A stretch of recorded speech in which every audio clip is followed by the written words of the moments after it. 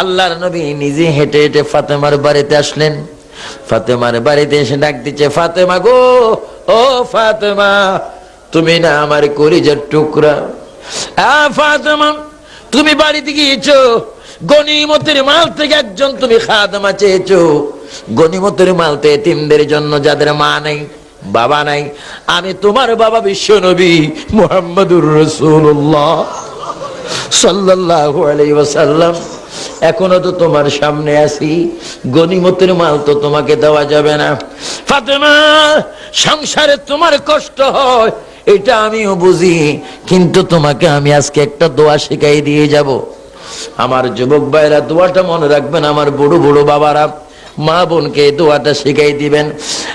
ফাতেমা, বাড়ির মধ্যে যদি একাইকে যদি কোনো কাজ করতে না পারো, তোমার হাতে ব্যথা হয়ে যায়, মাথা ব্যথা হয়ে যায়, পা ব্যথা হয়ে যায়, বুক ব্যথা হয়ে যায়, তুমি কাজ করতে পারো না, আমি তোমাকে শিখাই দিচ্ছি। বাবার সাথে বলো, তুমি 33 বার সুবহানাল্লাহ বলবা, 33 বার আলহামদুলিল্লাহ বলবা, 34 বার আল্লাহু আকবার বলবা।